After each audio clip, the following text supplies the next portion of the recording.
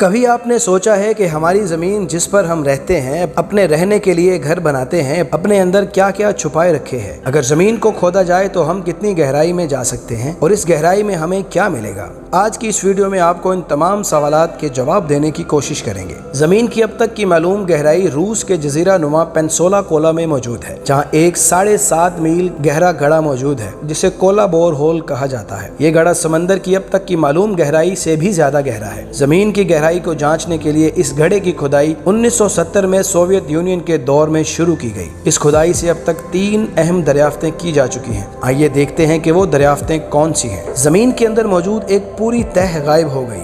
زمین کے اندر موجود پتھریلی تہہ میں بسالٹ نامی تہہ موجود نہیں۔ سائنسدانوں کا خیال تھا زمین کی تہہ میں بلند درجہ حرارت کے باعث سخت مادے مائع حالت میں موجود ہیں اور انہی میں سے ایک تہہ بسالٹ کی ہے، تاہم اس کھدائی میں ماہرین کو بسالٹ نہیں ملا۔ سائنسدانوں کا خیال تھا کہ زمین کی تہہ میں بلند درجہ حرارت کے باعث سخت مادے مائع حالت میں موجود ہیں اور انہی میں سے ایک تہہ بسالٹ کی ہے، تاہم اس کھدائی میں ماہرین کو بسالٹ نہیں ملا۔ یہ تو نہیں کہا جا سکتا کہ اس تہہ کا کوئی وجود نہیں، ممکن ہے یہ تہہ مزید گہرائی میں واقع ہو جہاں ابھی تک انسان نہ پہنچ سکا ہو۔ گہرائی میں پانی عموماً زمین کے اوپر ہی موجود ہوتا ہے اور تھوڑی سی کھدائی کے بعد نکل آتا ہے، جس کا ثبوت جا بجا کھدے کنویں اور دیہی علاقوں میں نصب ہینڈ پمپ موجود ہیں۔ زمین کے اوپر آباد افراد کی ضروریات پورا کرتے ہیں، تاہم سائنسدانوں نے اس گہرائی سے بہت دور 4.3 میل نیچے بھی پانی دریافت کیا۔ اس قدر گہرائی میں پانی کی موجودگی کسی کے وہم و گمان میں بھی نہ تھی۔ سب سے حیرت انگیز دریافت زمین کے اندر اتھاہ گہرائیوں میں موجود خوردبینی رکازیات یعنی فوسل کی شکل میں زندگی کی موجودگی تھی۔ یہ فوسلز جن پتھروں میں دریافت کیے گئے، ان پتھروں کی عمر 2 ارب سال تھی۔